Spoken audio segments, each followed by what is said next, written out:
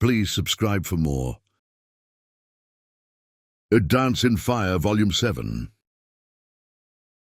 The banquet at the Palace of the Sylvanar was well attended by every jealous bureaucrat and trader who had attempted to contract the rebuilding of Valenwood.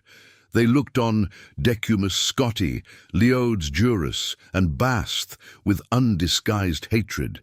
It made Scotti very uncomfortable, but Juris delighted in it. As the servants brought in platter after platter of roasted meats, Juris poured himself a cup of Jagger and toasted the clerk. "I can confess it now," said Juris. "I had grave doubts about inviting you to join me on this adventure. All the other clerks and agents of building commissions I contacted were more outwardly aggressive, but none of them made it through, let alone to the audience chamber of the Sylvanar, let alone brokered the deals on their own like you did. Come, have a cup of Jagger with me." "No, thank you," said Scotti. "I had too much of that drug in Falinesti and nearly got sucked dry by a giant tick because of it. I'll find something else to drink."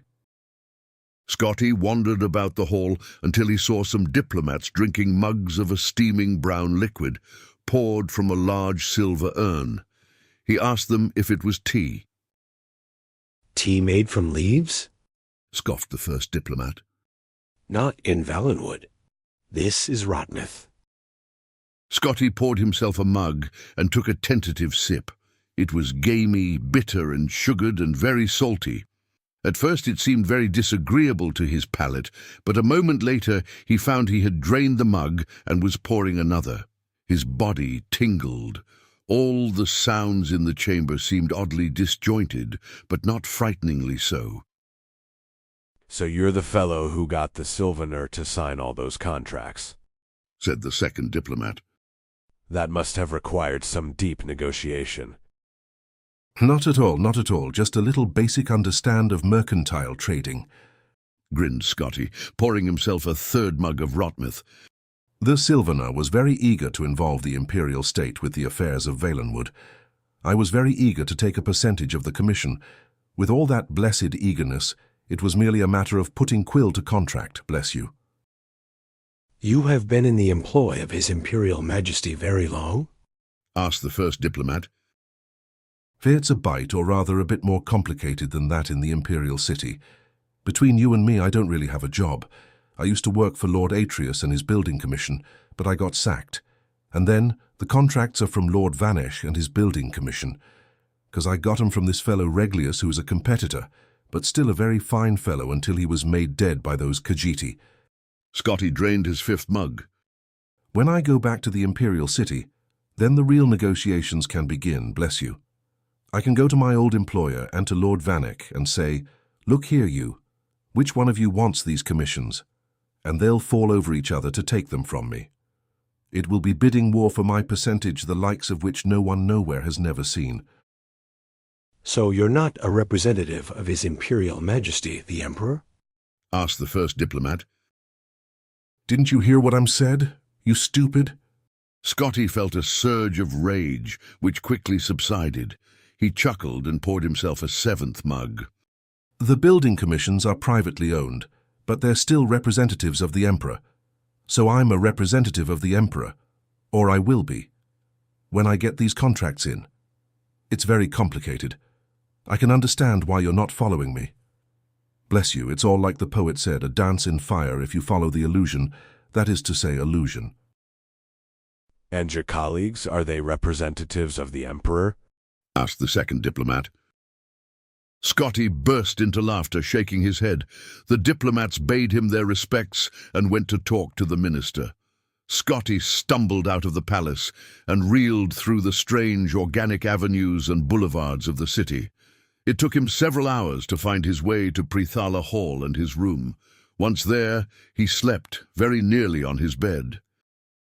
The next morning, he woke to Juris and Basth in his room, shaking him. He felt half asleep and unable to open his eyes fully, but otherwise fine. The conversation with the diplomats floated in his mind in a haze, like an obscure childhood memory. "What in Mara's name is Rotmith?"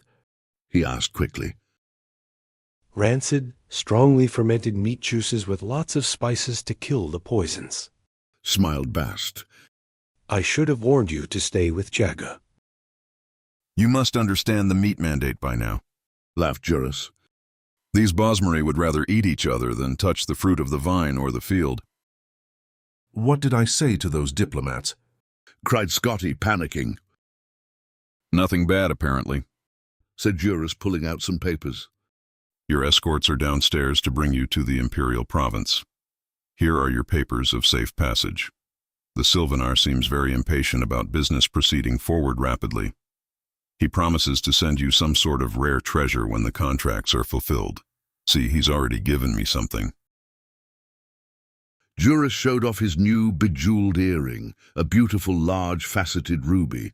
Bast showed that he had a similar one. The two fat fellows left the room so Scotti could dress and pack. A full regiment of the Sylvanar's guards was on the street in front of the tavern. They surrounded a carriage crested with the official arms of Valenwood. Still dazed, Scotti climbed in, and the captain of the guard gave the signal. They began a quick gallop. Scotti shook himself and then peered behind. Bast and Juris were waving him goodbye. Wait! Scotti cried. Aren't you coming back to the Imperial Province too? The Sylvanar asked that we stay behind as Imperial representatives, Yelled Lyod's Juris. in case there's a need for more contracts and negotiations. He's appointed us undrape, some sort of special honor for foreigners at court. Don't worry, lots of banquets to attend. You can handle the negotiations with Vanek and Atreus yourself, and we'll keep things settled here. Juris continued to yell advice about business, but his voice became indistinct with distance. Soon it disappeared altogether as the convoy rounded the streets of Sylvanar. The jungle loomed suddenly, and then they were in it. Scotti had only gone through it by foot or along the rivers by slow-moving boats. Now it flashed all around him in profusions of greens. The horses seemed even faster moving through underbrush than on the smooth paths of the city. None of the weird sounds or dank smells of the jungle penetrated the escort. It felt to Scotti as if he were watching a play about the jungle with a background of a quickly moving scrim, which offered only the merest suggestion of the place. So it went for 2 weeks. There was lots of food and water in the carriage with the clerk, so he merely ate and slept as the caravan pressed endlessly on. From time to time he'd hear the sound of blades clashing, but when he looked around, whatever had attacked the caravan had long since been left behind. At last they reached the border, where an imperial garrison was stationed. Scotti presented the soldiers who met the carriage with the papers. They asked him a barrage of questions that he answered monosyllabically, and then let him pass. It took several more days to arrive at the gates of the imperial city. The horses that had flown so fast through the jungle now slowed down in the unfamiliar territory of the wooded Colovian estates. By contrast, the cries of his province's birds and smells of his province's plant life brought Decumus Scotti alive. It was as if he had been dreaming all the past months. At the gates of the city, Scotti's carriage door was opened for him, and he stepped out on uncertain legs. Before he had a moment to say something to the escort, they had vanished, galloping back south through the forest. The first thing he did now that he was home was go to the closest tavern and have tea and fruit and bread. If he never ate meat again, he told himself, that would suit him very nicely. Negotiations with Lord Atreus and Lord Vanek proceeded immediately thereafter. It was most agreeable. Both commissions recognized how lucrative the rebuilding of Valenwood would be for their agency. Lord Vanek claimed, quite justifiably, that as the contracts had been written on forms notarized by his commission, he had the legal right to them. Lord Atreus claimed that Decumus Scotti was his agent and representative, and that he had never been released from employment. The Emperor was called to arbitrate, but he claimed to be unavailable. His advisor, the imperial battle mage Jagar Tharn, had disappeared long ago and could not be called on for his wisdom and impartial mediation. Scotti lived very comfortably off the bribes from Lord Atreus and Lord Vanek. Every week, a letter would arrive from Juris or Bath asking about the status of negotiations. Gradually, these letters ceased coming, and more urgent ones came from the Minister of Trade and the Sylvanar himself. The War of the Blue Divide, with Somerset Isle, ended with the Altmeri winning several new coastal islands from the Wood Elves. The war with Elsweyr continued, ravaging the eastern borders of Valenwood. Still, Vanek and Atreus fought over who would help. One fine morning in the early spring of the year 3E398, a courier arrived at Decumus Scotti's door. Lord Vanek has won the Valenwood Commission, and requests that you and the contracts come to his hall at your earliest convenience. Has Lord Atreus decided not to challenge further? Asked Scotti. He's been unable to, having died very suddenly just now from a terribly unfortunate accident, said the courier. Scotti had wondered how long it would be before the Dark Brotherhood was brought in for final negotiations. As he walked toward Lord Vanek's building commission, a long, severe piece of architecture on a minor but respectable plaza, he wondered if he had played the game, as he ought to have. Could Vanek be so rapacious as to offer him a lower percentage of the commission now that his chief competitor was dead?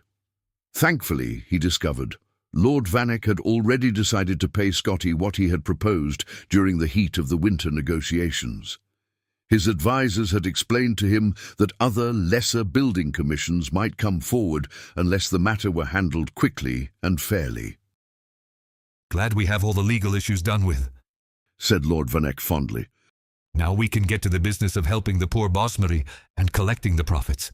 It's a pity you weren't our representative for all the troubles with Bendermach and the Arnesian business. But there will be plenty more wars. I'm sure of that." Scotti and Lord Vanek sent word to the Sylvanar that at last they were prepared to honour the contracts. A few weeks later, they held a banquet in honour of the profitable enterprise. Decumus Scotti was the darling of the imperial city, and no expense was spared to make it an unforgettable evening.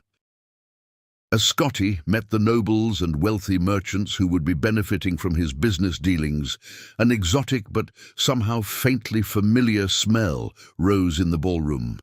He traced it to its source, a thick roasted slab of meat, so long and thick it covered several platters. The Cyrodiilic revelers were eating it ravenously, unable to find the words to express their delight at its taste and texture. It's like nothing I've ever had before. It's like pig-fed venison. Do you see the marbling of fat and meat? It's a masterpiece. Scotti went to take a slice, but then he saw something embedded deep in the dried and rendered roast. He nearly collided with his new employer, Lord Vanek, as he stumbled back. "Where did this come from?" Scotti stammered. "From our client, the Sylvanar. Beamed his lordship. It's some kind of local delicacy they call unthrappa." Scotti vomited and didn't stop for some time. It cast rather a temporary pall on the evening, but when Decumus Scotti was carried off to his manor house, the guests continued to dine. The unthrappa was the delight of all. Even more so when Lord Vanek himself took a slice and found the first of 2 rubies buried within.